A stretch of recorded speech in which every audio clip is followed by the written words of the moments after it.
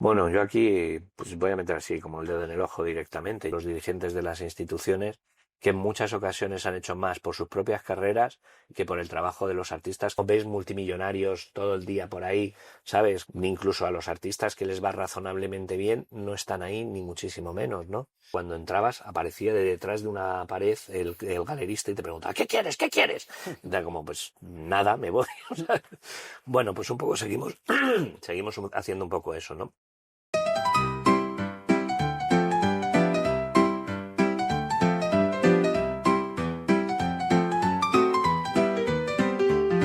Hola, yo soy Inés de Senís y esto es Flipa Spain, un podcast para hablar sobre arte contemporáneo, creatividad made in Spain y otras formas de no entendernos.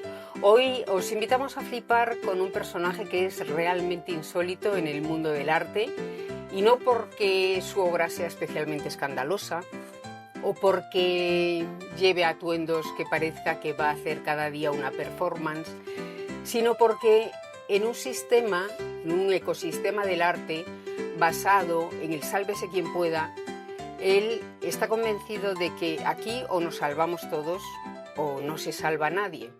Bienvenido, Ramón Mateos. Buenos días, muchas gracias. Un placer tenerte aquí. Igualmente. Decía que Vale. tu trabajo en el mundo del arte, tú tienes por un lado una labor personal, una labor artística, pero es realmente destacable el trabajo que haces para crear espacios que facilitan el trabajo de los demás, para hacer posible el arte. Y como muestra tenemos varios botones, has creado un montón de espacios independientes. De hecho, ahora mismo diriges la Asociación de Espacios Independientes de Madrid, que son Unos 30 unos aproximadamente. 30, efectivamente, y que creo que lo tenéis constituido como asociación sin ánimo de lucro. Efectivamente, así es. Y que bueno, ahí estáis remando un poco contra viento y marea, Ujú. ¿no? Sí, bueno, y de hecho estamos ahora mismo en un proceso de abrirnos a todo el territorio nacional, o sea que sí que estamos ahí en un proceso bien interesante y bien emocionante. Vamos a hablar de eso. Y Claro, luego tienes un espacio propio que se llama Nadie Nunca Nada, ¿no? Nadie nunca nada, ¿no? Eso Al es. que precedió Black and Noir. Exactamente, Black and Noir, y antes no tenía espacio, pero trabajaba con un colectivo que ha creado que se llamaba El Perro, y desde el que desarrollaba actividades en espacios no formales, ¿no? Pues desde los juzgados de Plaza Castilla, cuando estaba Manuela Carmena de jueza decana, hasta garajes por ahí en cualquier barrio o naves industriales o en cualquier lugar similar. Espacios alejados del ámbito comercial y del mercado y también del ámbito institucional. ¿Y qué genera en ti esa pulsión promotora del arte en un sistema que justamente no lo sostiene? A lo mejor, quizá, precisamente por eso. Bueno, o sea, son como varios factores, ¿no? No hay nunca, como para casi todo, ¿no? Nunca hay una sola causa para las cosas. En mi caso en concreto, tampoco hay una distancia tan grande entre mi trabajo como artista en cuanto a la producción de los trabajos que hago y el resto de proyectos que pongo en marcha, ¿no? Son siempre proyectos en los que tengo un interés personal, exactamente igual que con los proyectos que hago como un artista, ¿no? El hecho de poner en marcha proyectos en los que involucro a otros artistas es porque, pues muy al principio de mi carrera, estando estudiando, em, fue como una idea así un poco pues de estas rocambolescas que uno tiene cuando es como muy jovencito. Tal, pues ¿quién me va a conocer a mí sin, si no he hecho nada, ni me va a llamar nadie, ni voy a hacer nada? Pues es que yo me lo guiso y yo me lo como y arranco yo. Y una vez que empiezas a hacer cosas, te das cuenta de que es exactamente igual de fácil o de difícil hacerlo para ti solo que implicará más, ¿no? Y abrir ya la puerta y la mano a hacer colaboraciones con otros artistas. Y de esto hace ya muchos años. Sí. Pero además es que te implicas mucho, mucho. Es decir, ahora tienes el espacio, que es tu estudio, Nadie nunca nada, ¿no? nadie nunca nada, ¿no? Y también has alojado en tu casa, has convertido tu casa, una parte, en una especie de residencia artística por la que han pasado y han residido artistas, han residido comisarios. En ese grado de implicación tan intenso, ¿qué ganas y qué pierdes? Si es que crees que pierdes algo. Bueno, yo creo que ahí no lo podemos mirar en estos parámetros así como de producción tal cual, ¿no? En el que hay un intercambio de beneficio, ¿no? Y coste, eso no existe. O sea, ganar, claro, gano siempre. O sea, no, eso se puede ganar, ¿no? Que vas a perder.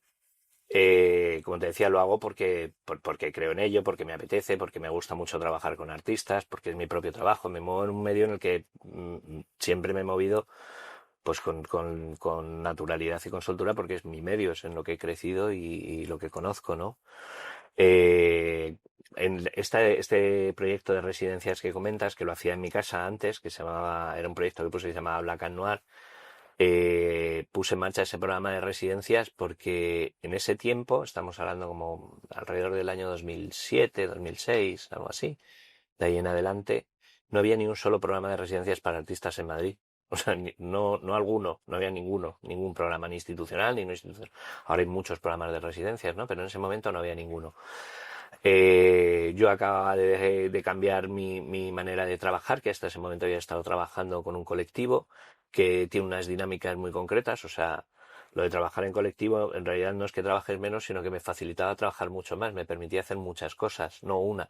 Pues eso, no solo producir obra como artista, sino comisariar exposiciones, gestionar proyectos, dar la matraca, crear programas de investigación, o sea, muchas cosas a la vez. Eh, pues en ese momento mi casa y mi estudio era una casona muy grande en el centro de Madrid y era algo que echaba de menos lo de que hubiera un programa de residencias, el que yo pudiera invitar a artistas a que estuvieran en Madrid, como a mí me habían invitado en muchas ocasiones a estar fuera en otros lugares.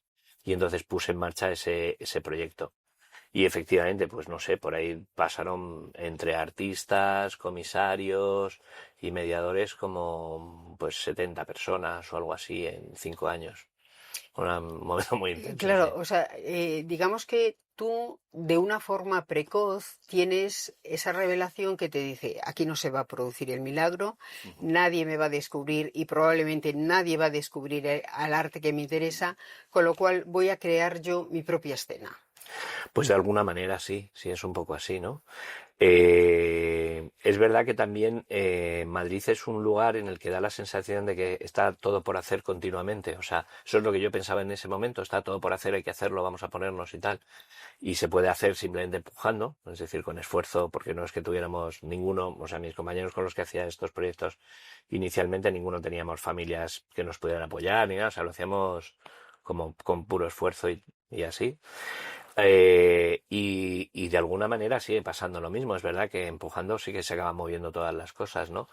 Y esa sensación de que estaba todo por hacer, que en ese momento me parecía que era, bueno, pues porque ese momento daba la sensación de que era así, ¿no? O sea, hablamos de finales de los 90, no, ni siquiera finales, principios de los 90, ¿no? El primer proyecto que organicé fue en el año 93, me parece, o algo así.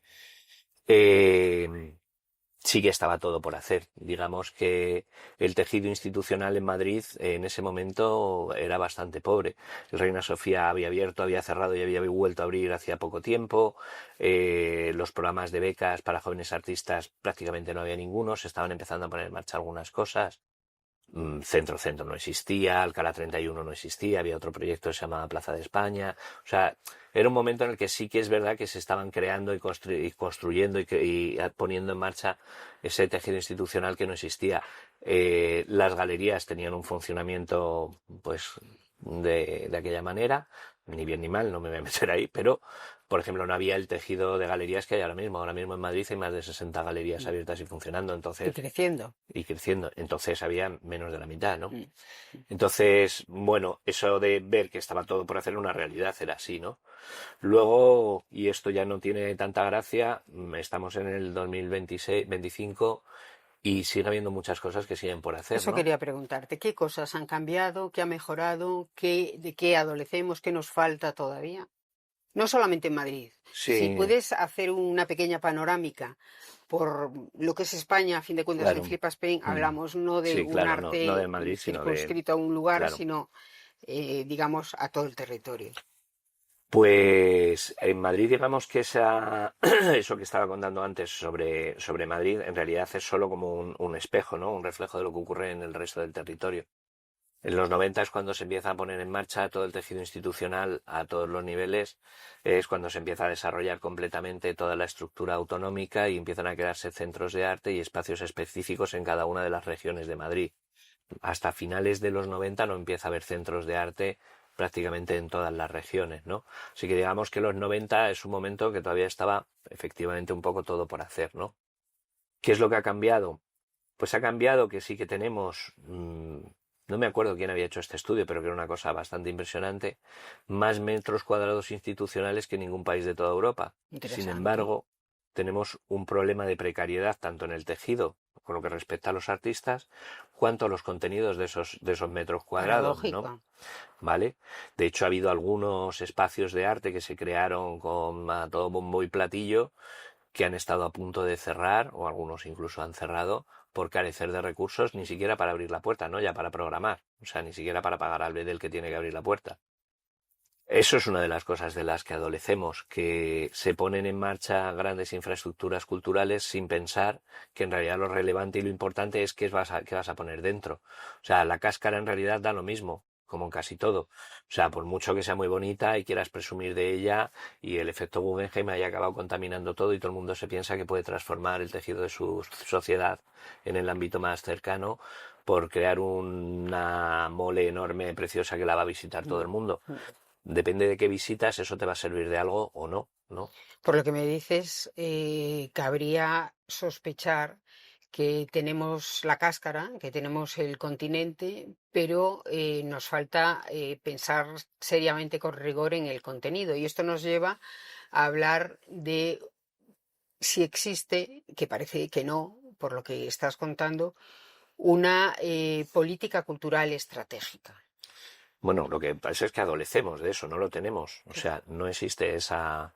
O sea, digamos que esa estructura conceptual que debía trazar de alguna manera las líneas políticas alrededor de las que se van colgando pues las distintas actuaciones culturales, ¿no? A todos los niveles, de eso sí que adolecemos. Nunca lo hay un programa estratégico. De vez en cuando se hacen. En Madrid el último se hizo hace 8 años o 9 años. Duró menos de 2 años. Hubo un cambio del gobierno y ahí está en un cajón muerto de risa. Da igual el gobierno que lo pusiera en marcha, porque ni siquiera era especialmente descabellado, no estaba mal, pero nunca se llegó a aplicar. Y ahora mismo, pues desde el gobierno de Carmena no ha habido... O sea, Carmena no lo puso en marcha y no lo ha habido, sigue sin haberlo, ¿no? O sea, y hace ya unos cuantos años. Siempre nos pasa un poco lo mismo, porque al final existe esta urgencia por poner cosas en marcha entre periodos electorales y no pensar a medio plazo ni a largo plazo, ¿no? Y el medio plazo no son 4 años, es más de 4 años, ¿no? Con lo cual, pues vamos un poco como tirando del carro todo el rato y haciendo cosas un poco extrañas, ¿no? Y llenando con lo que se nos va ocurriendo a cada uno en cada momento. Si hablas con los directores de los grandes centros culturales y centros de arte contemporáneo y demás, eh, todos llegan y van pensando en la programación que tienen entre manos en el periodo que tienen entre manos, ¿no? Sin tampoco tener muy en cuenta de dónde viene ese lugar, cuáles son los rotos que tiene y cuáles son los que van a quedar con la labor que no se haga, ¿no? Entonces, no estoy diciendo que no haya que hacer lo que uno considere que tiene que hacer, para eso te colocan ahí, te pagan y te han pedido que estés ahí. Pero no tener como un poco de conciencia sobre que lo que estás haciendo ahí no solo implica tu proyecto, sino algo que afecta a todo el tejido, sí que me parece como que es un poco pobre, que nos acaba dejando a todos en una situación con una mano delante y otra detrás. Y que finalmente pues eso, sigue estando todo por hacer, ¿no? En realidad creo que lo que de verdad nos ha pasado y nos sigue pasando es que no acabamos de crear estructuras reales, ¿no? Una cosa es que tú hagas un centro cultural, pero sin relación con nada que tenga a su alrededor, pues es una cosa que está ahí en el aire, o sea, da igual, o sea, no nos lleva a ningún lado. Si no lo conectas con el resto del tejido y de manera estable, pues fenomenal, qué bonito y qué bien, y pues vas y me llamas y me haces una exposición y voy a estar muy contento, pero si me preguntas por eso, por el tejido y tal, pues sí, se nos queda un poco pequeño. La relación que hay entre la política, entre los gobiernos y la cultura, ¿tú crees que sigue siendo una relación meramente instrumental? Sí, sin lugar a dudas. Sí. Cumplen con el expediente cuando conviene. Hay dos maneras de relacionarnos con el ámbito político. Uno es cuando están fuera de las instituciones y de la administración, y otra es cuando están dentro. Cuando están fuera de las instituciones, yo tengo reuniones continuamente con partidos de la oposición, de tanto a nivel local, regional, como nacional. Preguntándome sobre políticas culturales, qué cosas se echan en falta, qué creemos que como desde el tejido podemos implementar o poner en marcha de cara a un futuro, que nos puedan apoyar, qué tal. Y cuando llegan al poder, estoy en el otro lado peleándome para que se pongan en marcha ya no solo las cosas que han dicho, sino todas las que no funcionan, ¿no? Entonces siempre andamos con este tira y afloja y nunca es real, porque tengo la sensación de que de verdad no hay un interés claro y definido por el ámbito de la cultura contemporánea. Compartido, realmente, compartido. Mira, entonces aquí lo que hay que hacer, cada uno tiene que hablar de su libro porque no se puede hacer otra cosa y tú sigues picando piedra en la gestión del arte independiente. Cuéntanos eso que nos avanzabas al principio, de que tenéis previsto hacer una expansión a nivel nacional. ¿Qué expectativas? ¿Qué queréis hacer? Pues mira, no solo en España en general, bueno, y en el mundo entero, los proyectos independientes, que es decir, los que no forman parte de una institución formal, digamos, son una serie de proyectos que se empiezan a poner en marcha a finales de los años 60 por una serie de razones que tenían todo el sentido, ¿no? Hay un cambio de institucionalidad, aparece una nueva institucionalidad, cuando aparecen los grandes museos, el primer gran centro de arte contemporáneo, que es el Pompidou, es a principios de los 70, un poco antes se ha creado la Bienal la Feria de Colonia. Se empiezan a crear los grandes contenedores culturales como grandes cubos blancos donde se muestra el trabajo de los artistas, pero sin embargo todo eso se hace al margen de los artistas. Es decir, los artistas empiezan a perder pie en ese momento sobre su capacidad de intervenir en una realidad en la que antes sí que son ellos los que la están construyendo. En ese momento se empiezan a poner en marcha proyectos que somos los propios artistas los que los gestionamos y los ponemos en marcha para dar, no solución, porque no es que sea una solución, pero sí para dar posibilidades y ámbitos de experimentación, que es con lo que construimos nuestro trabajo, y eso se construye al margen de las instituciones formales. Y empiezan a aparecer pues lo que se llamaban pues espacios independientes, Artist Room Space, espacios alternativos, ha ido cambiando de nombre con los años, ¿no? Ahora mismo los definimos como espacios autoorganizados y aquí ha habido pues a principios de los años 80 o alguno, siempre son iniciativas que parten de los artistas. Ahora ha cambiado ligeramente el tejido, no solo somos artistas, sino que hay también algunos curadores y algunos comisarios y algunos mediadores que tienen interés en poner en marcha este tipo de proyectos, pero casi siempre han estado impulsados por artistas o colectivos de artistas de la mano con otros. Ahora mismo vivimos un momento en el que se está dando una situación que es muy excepcional y es que hay una convergencia de proyectos que antes no había habido, nunca había sucedido. Que en un ámbito territorial tan pequeño como Madrid haya más de 30 proyectos activos a la vez, que coincidan en el tiempo, es muy excepcional. No había pasado nunca jamás. No es que sea el único lugar del mundo donde ha pasado, ¿no? O sea, pues antes del 2010 en Berlín había casi 200. O sea, que va ocurriendo en distintos sitios. No es una cosa solo propia como de las grandes urbes. O sea, quiero decir, hay espacios en Budapest, en Italia, en el norte, en Estados Unidos, pero también en Latinoamérica, ¿no? O sea, que no es como una cosa solo de los lugares de moda y que todos conocemos, sino que es una necesidad real del tejido creativo poner en marcha estas no instituciones, ¿no? O estas instituciones no formales. Pero, por ejemplo, aquí nunca había sucedido que hubiera una densidad tan grande de proyectos, ¿no?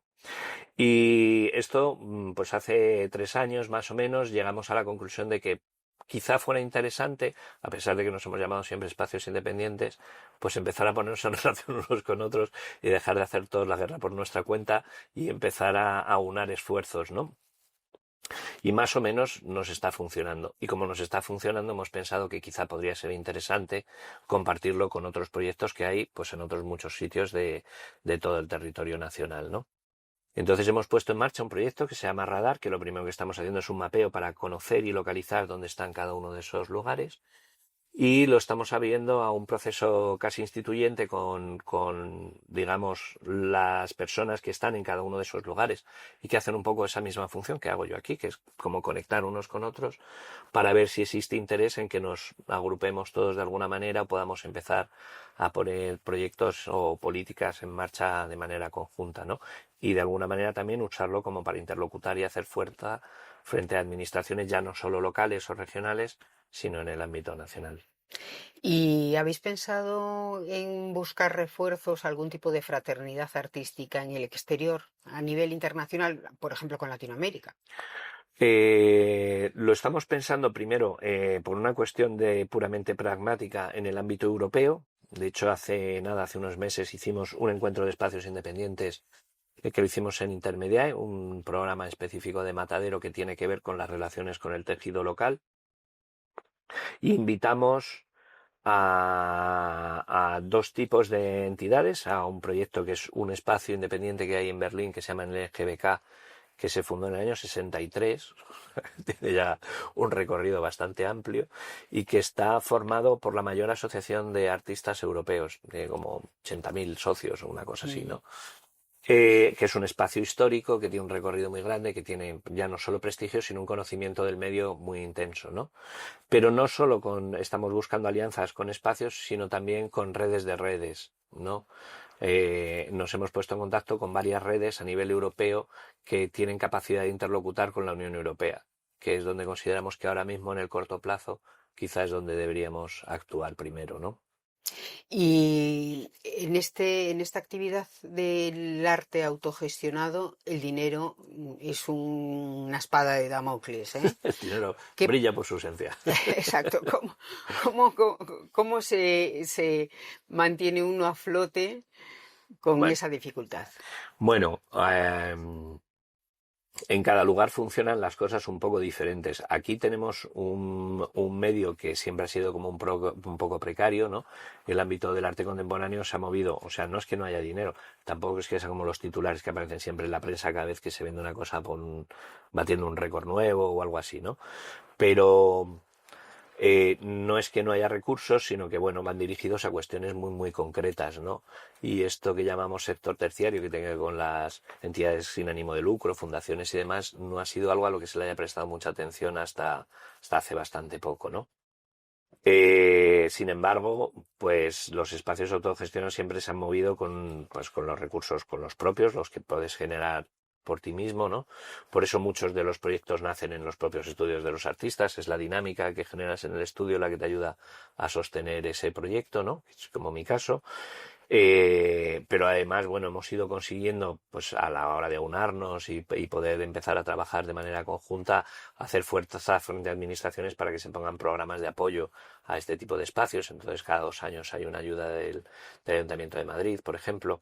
Con la Comunidad de Madrid no es así, o el Ministerio de Cultura tampoco tiene programas específicos para eso. Pero bueno, pues un poco cada uno como buenamente puede lo va haciendo.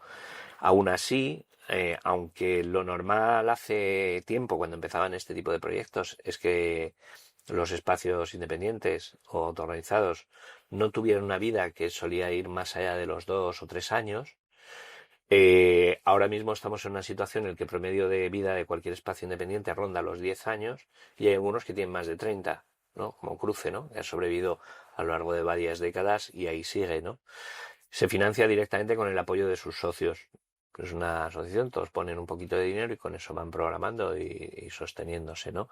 Entonces, bueno, ese es el mecanismo de tener ingresos y poder sobrevivir en el día a día un poco, ¿no? Y luego, bueno, ¿Y crees que quizá esa falta de presupuesto, ese presupuesto tan menguado, puede tener una contrapartida benéfica, que es el margen de libertad con el que te puedes mover, que a lo mejor un presupuesto asfixiaría y comprometería mucho más esa libertad creativa? no es tanto la cantidad de recursos que tienes, cuanto de dónde vienen esos recursos, ¿no? Creo que eso es lo que realmente coarta la libertad, ¿no? No que sean muchos o sean pocos, sino quién te los da, ¿no? Quién está detrás de esos recursos, lo que hace que pueda condicionar lo que puedes hacer o no puedes hacer, ¿no? No, o sea, con pocos recursos se trabaja peor que con más recursos, eso en este ámbito o en cualquier otro, ¿no? No digo que tenga que haber un excedente de recursos que te sobren, ¿no? Pero digo que bueno, que muchas veces vas un poco como improvisando y con una mano delante y otra detrás y con un poco más de recursos se hacen mejor las cosas, ¿no?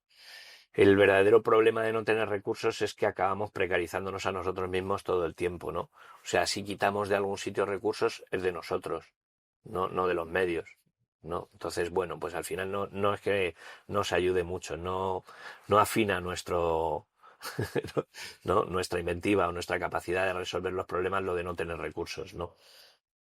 Y escuchándote hablar, ¿tú dirías que los políticos, sin distinción de orientación, miran con desconfianza a la cultura y al arte en particular?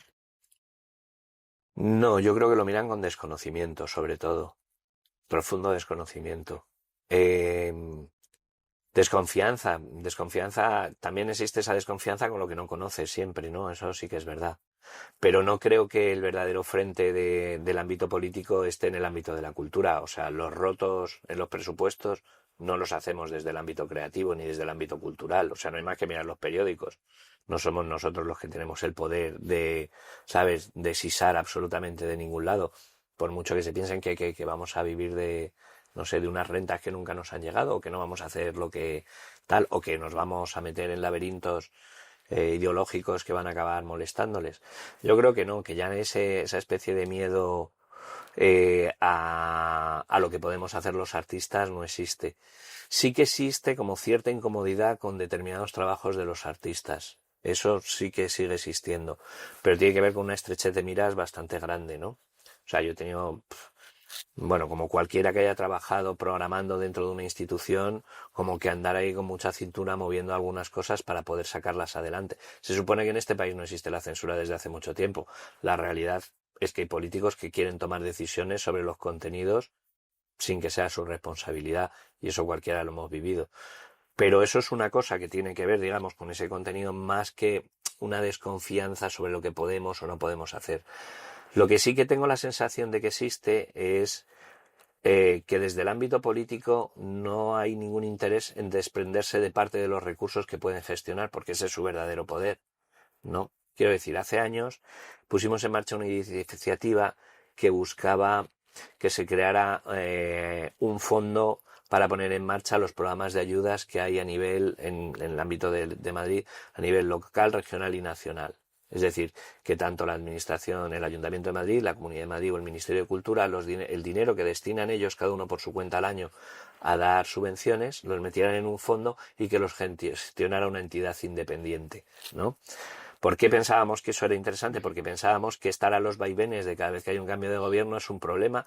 De hecho, se paraliza el último año de elecciones, se paralizan todos estos programas y hasta que entra el nuevo equipo se paraliza otro año. Es decir, siempre perdemos 2 años por el camino, pues que el tejido no pierde, es decir, sigue moviéndose, ¿no? Pero trabaja en una situación más precaria. Entonces pensábamos que quizá fuera una cosa interesante crearse un fondo. No es una idea nuestra, existe en otros lugares del mundo, ¿no? El Fonca en México es un ejemplo maravilloso para todo el mundo que ahora mismo está a punto de desaparecer, ¿no? Pero que hasta ahora ha sido un programa que ha tenido 30 años de un éxito bestial, ¿no? De hecho, todos los artistas mexicanos que conocemos nosotros ahora mismo, que son muchos, y que se conocen en el exterior de México y en todo el mundo mucho más que cualquier artista español, ¿no? O que un número de artistas Seguro. españoles.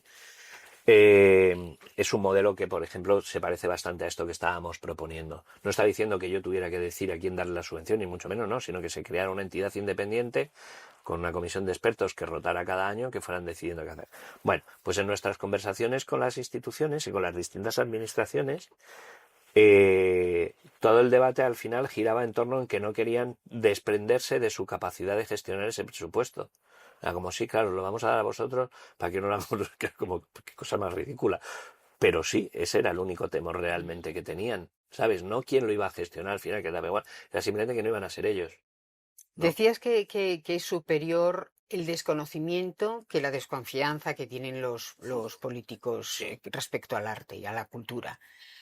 ¿Hay alguna forma, se te ocurre cómo podría subsanarse, corregirse, mejorar esa situación? Es decir, instruir en arte contemporáneo, en lo que significa todo esto de lo que estamos hablando, darles unas nociones que les permita también trabajar con una mayor eficiencia.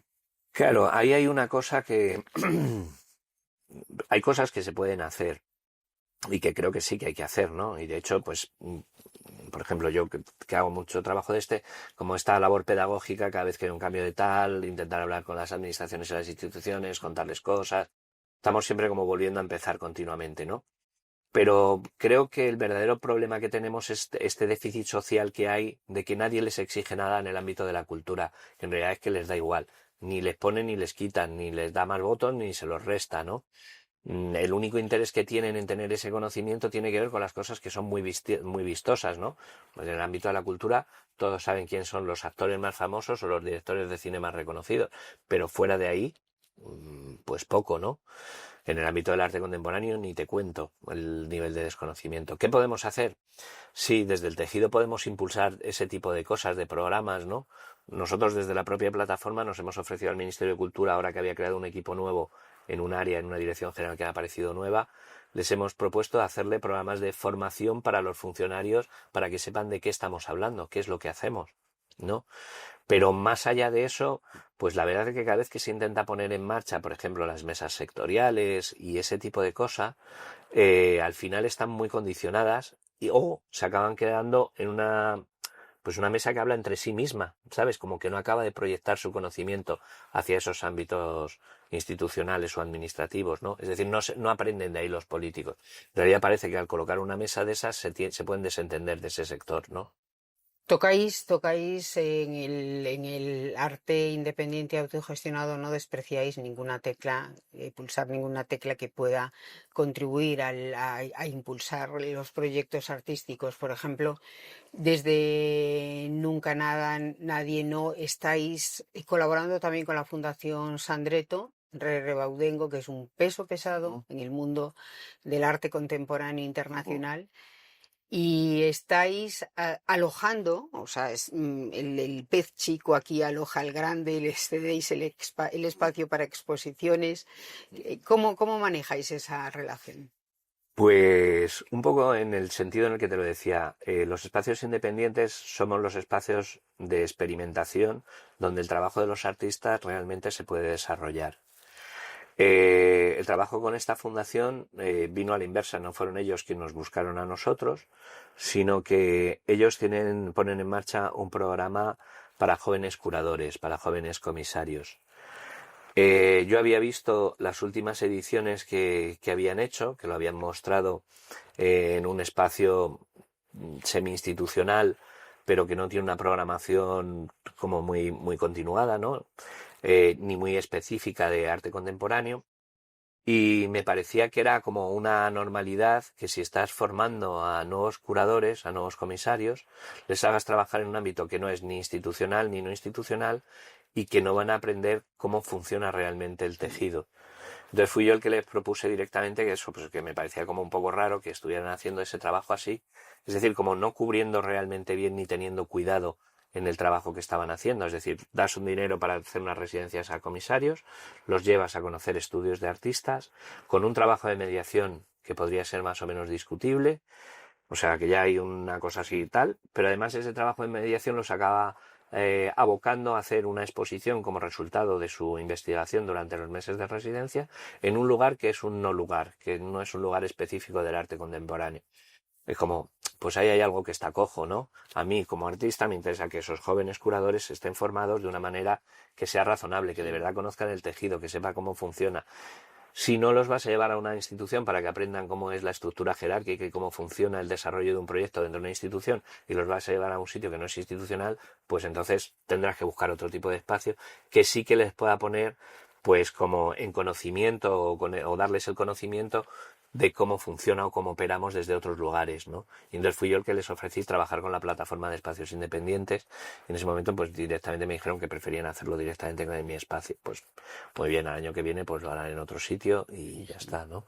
Pero sí que creo que podemos contribuir a esa labor de formación de las nuevas generaciones, en este caso de comisarios, ¿no? Entonces, es en ese sentido en el que hemos establecido, por ejemplo, esa colaboración. No tiene tanto que ver con eso, con que sea una fundación con muchos recursos económicos y tal, ¿no? Sino como decir, bueno, pues ya que estáis haciendo esa labor, ¿no? Ya que estáis integrados pues desde el Patronato de la Reina Sofía hasta la Asociación de Directores de Museos, de Centros de Arte y tal, de arte contemporáneo de todo el mundo y no sé qué, pues ahí tenéis una pata que no estáis cubriendo bien, que es tener un conocimiento del tejido experimental que tiene que ver con los espacios autoorganizados, ¿no? Y entonces os ofrecemos esa posibilidad. Otra de las patas, digamos, débiles con las que se enfrenta el mundo del arte en general, no solamente los artistas, ni los espacios, incluso los trabajadores, es la prensa. Uh-huh. ocurre que quizá por falta de tiempo, quizá por una necesidad desesperada de público, de tener un retorno mediático instantáneo, la prensa repite siempre una serie de nombres que es como una especie de canon amputado, donde aquello que no cabe ahí no existe.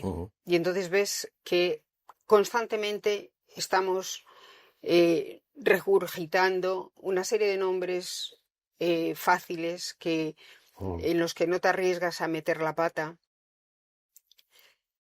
Y en buena medida no solamente quizá por esa necesidad de retorno mediático, sino también porque no se sabe. O sea, les pasa a la prensa que va todo el mundo corriendo, rápidamente hay que llenar, hay que producir, hay que emitir.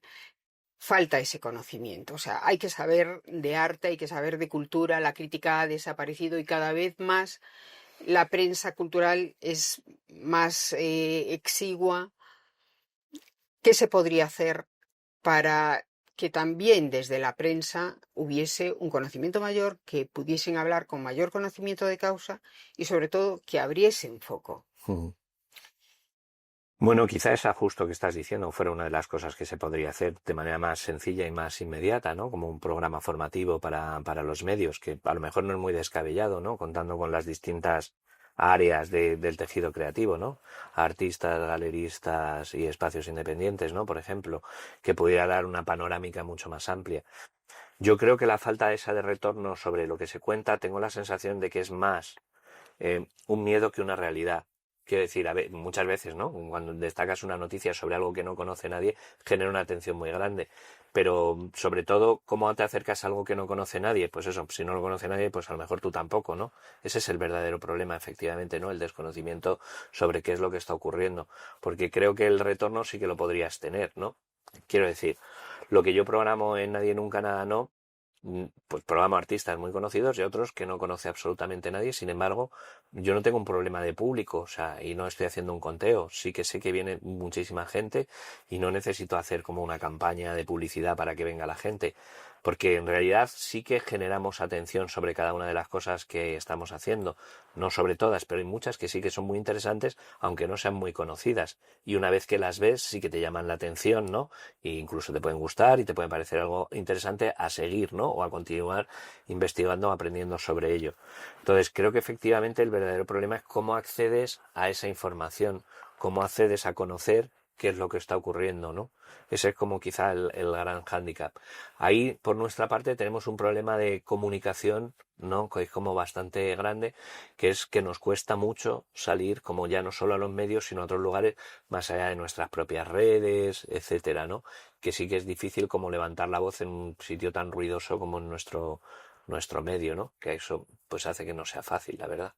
Eso quizá es un problema que efectivamente el de la comunicación, un problema que tendría que mirarse el mundo del arte si quiere conectar con la sociedad, que a fin de cuentas yo creo que es su público, su destinatario en general, ¿no? Entonces te das cuenta de que en esos espacios hay un poco los que son de dentro y los que son de fuera. El insider y aquel otro que ni siquiera se atreve a entrar porque dice, no lo entiendo, esos textos curatoriales, no sé de qué están hablando, no me atrevo a preguntar, esto no es para mí. Es decir, hay una serie de mecanismos muy sutiles de exclusión en el arte que quizá también hacen que sea más difícil la comunicación y acercar el arte a quien tiene que llegar, que es a la gente. Claro. ¿Cómo se plantea? O sea, ¿qué preguntas se hace uno desde el mundo del arte y sobre todo desde el mundo del arte autogestionado, independiente, sobre algo tan importante? Pues a ver, por un lado, o sea, es sin lugar a dudas, estamos donde estamos por nuestra propia cuenta. O sea, sí que ha habido una especie como de echar hacia afuera como a un ámbito masivo de la población, ¿no? O de nuestra sociedad, no de ahora, de principios del siglo XX, ¿no? Cuando se intenta convertir el arte en un conocimiento específico, casi científico, solo para gente que ya lo conocía o para interesados, ¿no? O formados sobre ello. Y es verdad que eso es algo que ahora mismo estamos pagando un peaje enorme sobre eso, ¿no? Porque ahora sí que tenemos interés en que públicos mucho más amplios y masivos se acerquen a nosotros y hemos generado como una especie de, bueno, de separación, ¿no? Enorme con toda la sociedad que nos está creando un problema muy grande, ¿no? De públicos.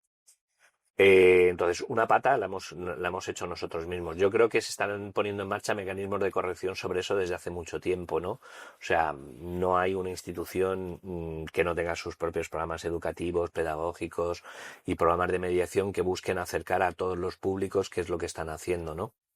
Es algo que no solo pasa en los espacios independientes, sino que pasa en todo el tejido, ¿no? O sea, ahora hacer un pequeño chiste, yo me acuerdo de una galería hace muchos años a la que íbamos cuando yo era estudiante, que cuando entrabas aparecía de detrás de una pared el galerista y te preguntaba, ¿qué quieres? ¿Qué quieres? Y era como, pues nada, me voy. O sea, bueno, pues un poco seguimos haciendo un poco eso, ¿no? A pesar de que estamos intentando corregirlo. ¿Qué es lo que podemos hacer? Nada, hablar más alto, intentar que se conozca mejor. Yo creo que, por ejemplo, hemos hecho una serie de cosas desde los espacios independientes que ha corregido, por ejemplo, un problema que hay en el ámbito de las galerías. Las galerías, antes de la pandemia, tenían menos de 10 visitantes al día cada una de ellas, ¿no? De promedio, ¿no? Era un número que se conocía así de una investigación que se había hecho. En los espacios independientes no acabamos de tener ese problema, tenemos un flujo de público relativamente amplio para el tipo de proyectos que hacemos, porque estamos como muy insertos en el ámbito comunitario en el que nos desarrollamos, ¿no? Es decir, que no trabajamos de espaldas al entorno social en el que estamos trabajando. No es como una galería que sus vecinos no bajan a ver lo que inaugura, ¿no? Ni lo que está haciendo. A nosotros sí bajan a vernos los vecinos, ya, y el de enfrente y el no sé qué. Sí que hemos conseguido conectar con el ámbito social más inmediato, ¿no? Abrirnos más, pues sí que es como nuestro siguiente campo de batalla, ¿no? De alguna manera, intentar conseguir, pues eso, tener más públicos, que haya más conocimiento, que produzca menos rechazo y menos, bueno, que eso, como no lo conoces, no te vas a acercar.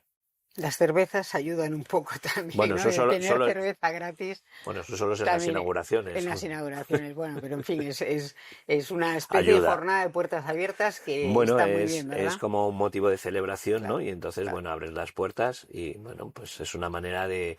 Aquí siempre, bueno, nuestro mecanismo, nuestros ámbitos de socialización en España son los bares, es donde siempre hemos desarrollado nuestras conversaciones, donde nos conocemos y donde nos desinhibimos un poco más y podemos hablar, ¿no?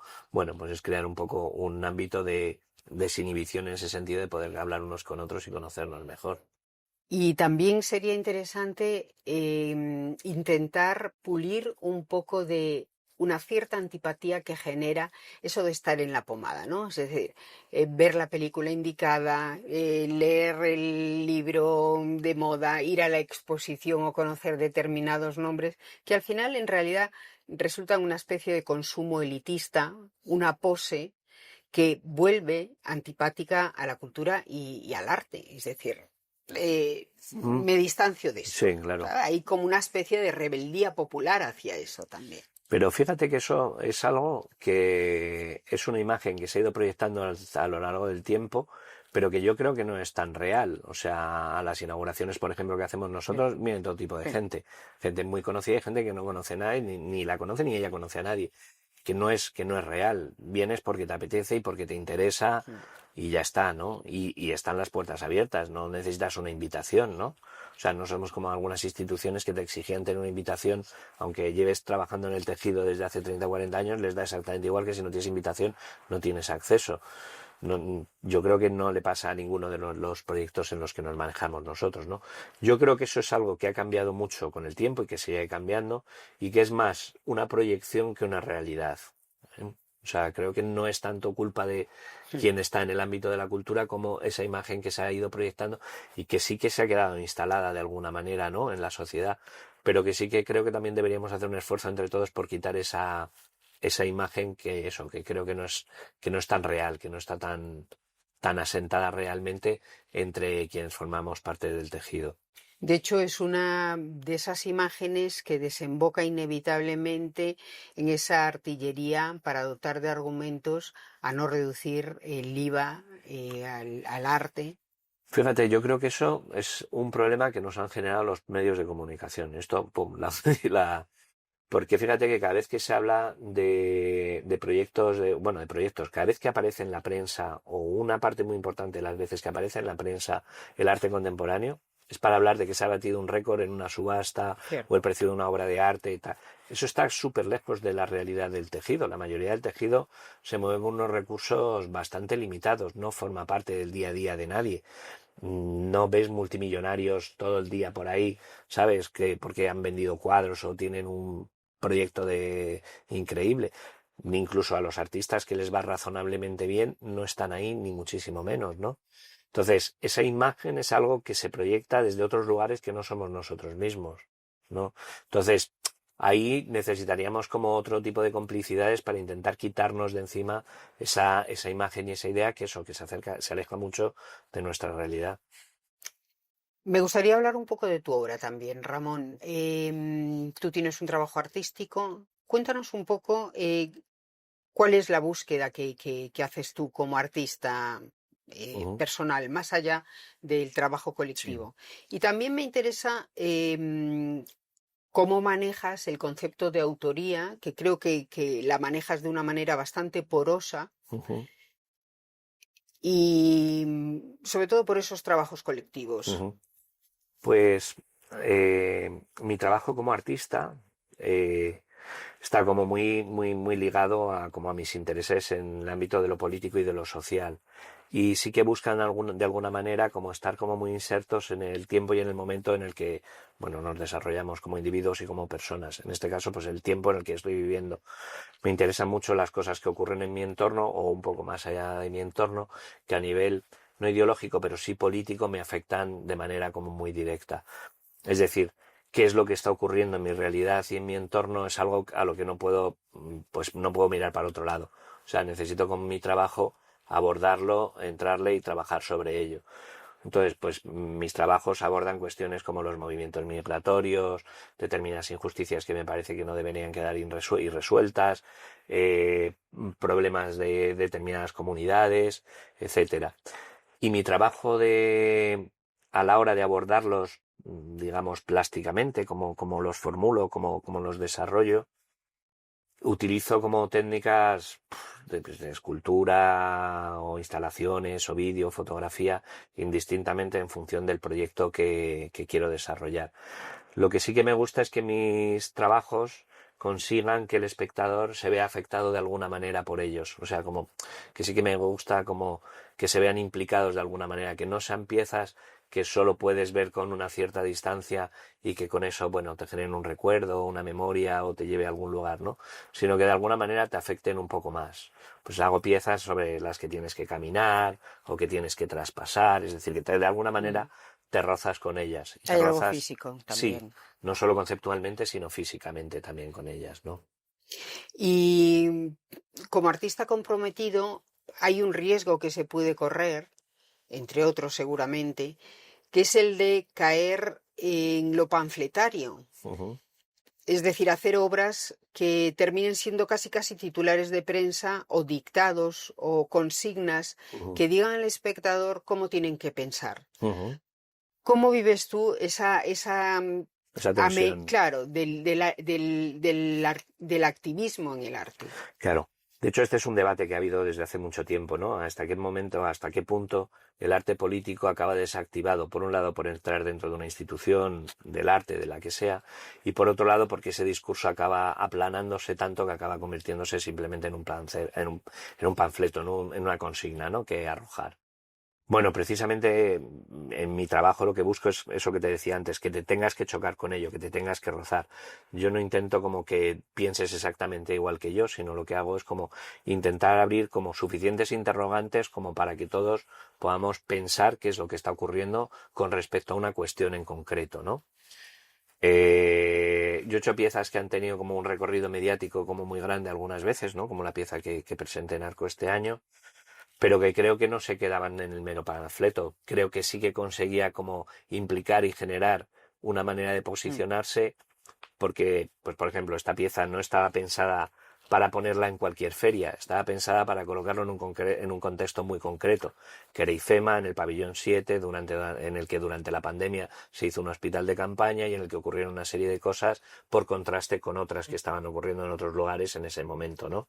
Y hacía 5 años que habían ocurrido una serie de cosas que me parecía que era muy relevante no dejar caer en el olvido y que yo, como artista, no debía evitar, sino que creo que debería abordar como miembro de una sociedad, pues con conciencia, ¿no? De alguna ¿Y manera. tú crees que en el arte independiente hay una mayor vocación social, digamos, que en el arte que tiene un mayor éxito en el mercado?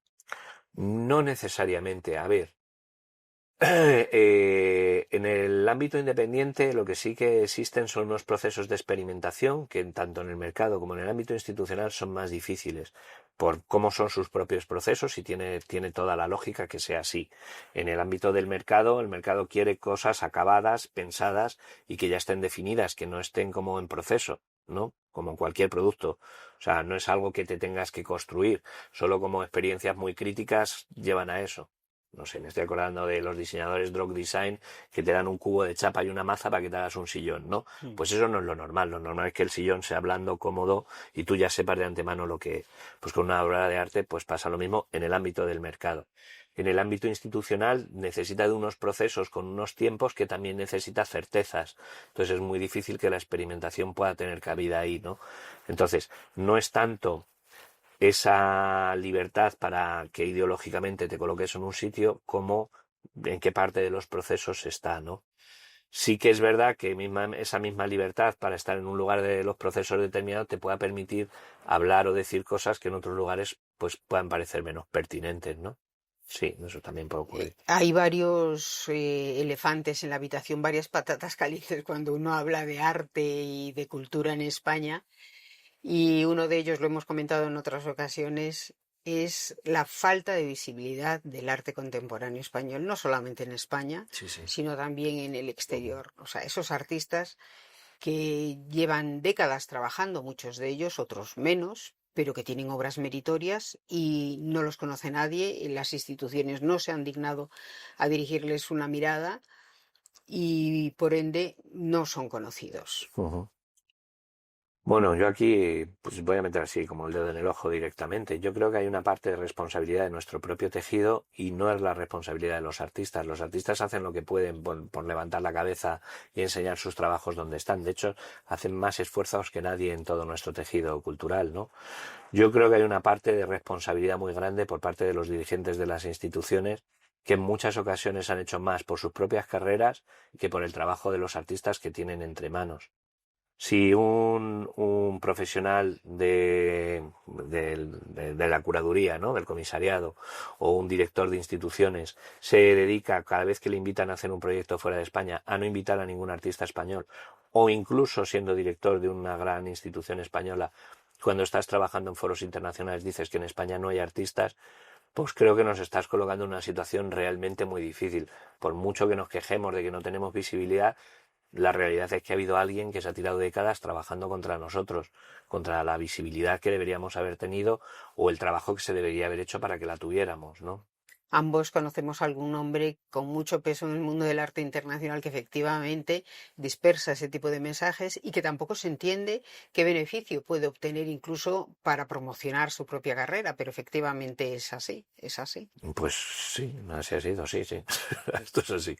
Bueno, pero de verdad ese es nuestro verdadero problema. Por mucho que nos queramos esforzar, es que llevamos décadas ahí soportando pues un daño que es ahora muy difícil de levantar, ¿no? Cada vez que nos preguntamos, bueno, ¿qué es lo que está ocurriendo? ¿Por qué no tenemos visibilidad? ¿Qué podemos hacer? Bueno, pues en su momento empezamos a pensar que invitar a curadores internacionales o a gente que dirige instituciones internacionales a que conocieran nuestro tejido podía servirnos para luego exportar de alguna manera ese conocimiento, ¿no? Que se llevaran con ellos ese conocimiento y que mostraran nuestros trabajos fuera. Hasta ahora ha fracasado completamente, no nos ha servido para nada. A ellos les ha servido para que nosotros les trajéramos aquí, pero a nosotros no nos ha servido realmente para nada. Yo creo que es más el esfuerzo que hacen los propios artistas cada vez que salen fuera por reclamar más trabajos de otros artistas, y esto no es chauvinismo porque de verdad lo conozco como de cerca, que eso, que quien tenía de verdad esa responsabilidad lo que ha hecho con ella. Hablábamos también de Arco, de tu participación en Arco. Tú eres un artista que ha tenido esa fortuna, vamos a decir, de participar en Arco, que es un caso realmente interesante porque es un fenómeno social, hay una asistencia de público brutal y al mismo tiempo es una especie de agujero negro, donde la atención queda hiperconcentrada en unos cuantos días y luego desaparece. Y que además tiene una consecuencia que parece que aquel que no ha participado en Arco no existe, queda como proscrito. Bueno, eso es como otro buen melón ahí a abrir, así, Otro elefante en la otro habitación. elefante en la habitación. Por un lado, durante mucho tiempo, la programación de Arco marcaba la temporalidad artística o la temporalidad del ámbito cultural ligada al arte contemporáneo en nuestro país. Es decir, la temporada duraba desde septiembre hasta febrero, que era cuando se hacía entonces Arco. Después de febrero ya daba igual lo que hicieras, porque una vez que había pasado Arco, ni se prestaba atención a las exposiciones, ni los galeristas ni siquiera se esforzaban mucho por lo que programaban. Esta es una realidad que hemos vivido durante mucho tiempo.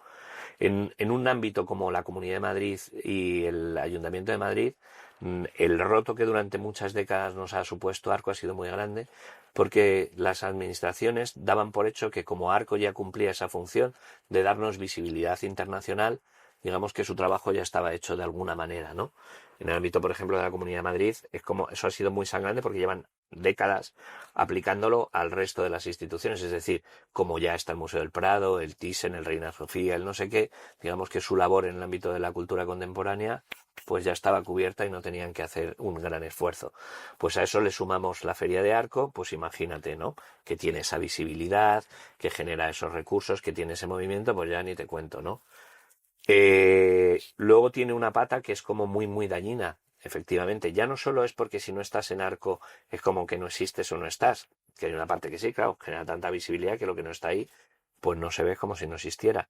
Pero a nivel de recursos económicos también ha sido así. Y esto ha sido una cosa muy grave, porque siendo una feria que no es privada, a pesar de que tiene la apariencia de serlo, es una anomalía que además roza no voy a decir lo no legal, pero bueno, es llamativo, es que haya instituciones que solo hacen sus adquisiciones durante la feria, con lo cual dejan fuera de la posibilidad de adquirir obra de artistas que no han participado ahí, en la feria, cuando además el hecho de participar o no participar en la feria no depende de ningún artista, porque en realidad Arco no es una feria de artistas, sino una feria de galerías, ¿no? Son las galerías las que aplican y a las propias galerías les pasa exactamente lo mismo. Las que no están en la feria tienen un grave problema de sobrevivir si las instituciones solo hacen sus adquisiciones durante el periodo de Arco y en la feria. Las que no asisten se quedan fuera de ese mercado, ¿no?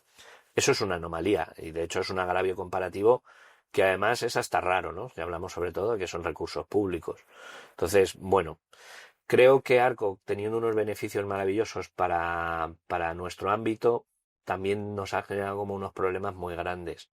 Y si hablamos de proyección de los artistas españoles, por enlazarlo con lo que hablábamos antes, pues un dato.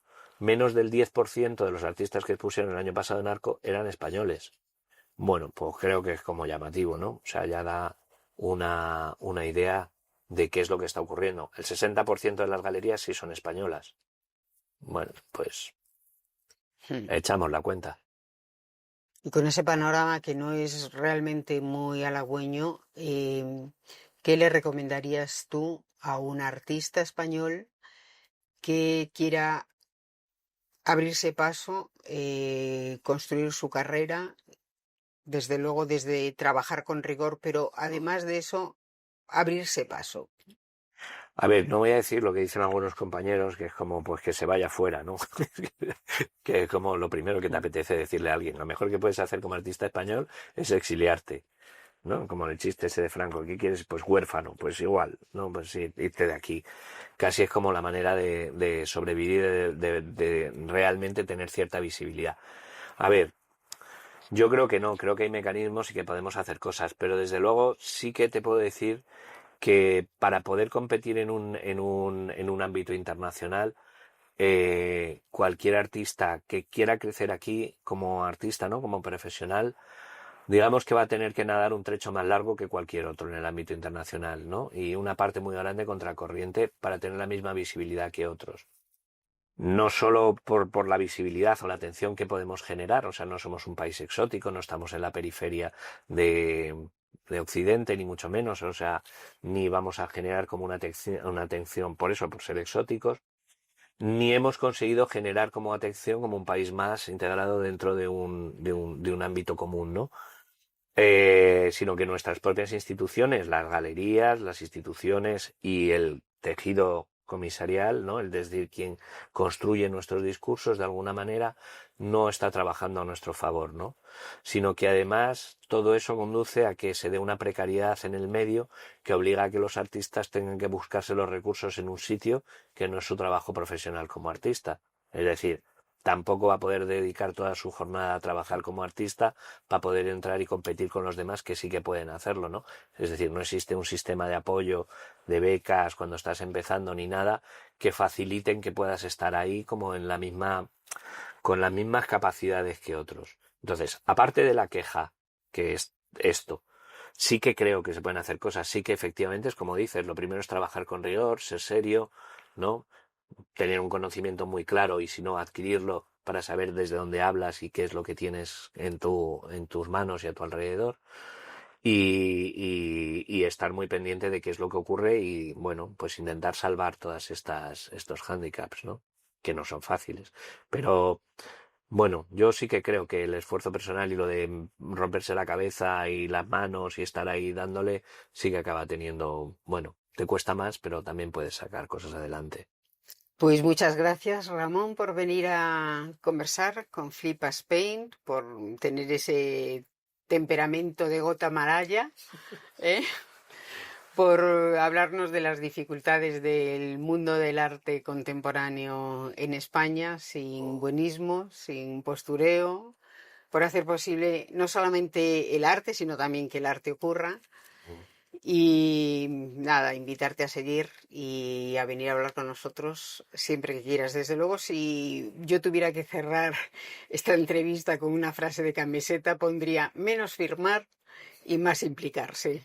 Pues ¿Qué te desde parece? la suscribo. Listo. Muchas gracias. Bueno, esto es Flip Spain. Yo soy Inés de Senís, un podcast para hablar sobre arte contemporáneo y creatividad made in Spain y otras formas de no entendernos. Estamos empezando y si te ha gustado, dale like, compártelo, suscríbete y hasta la próxima.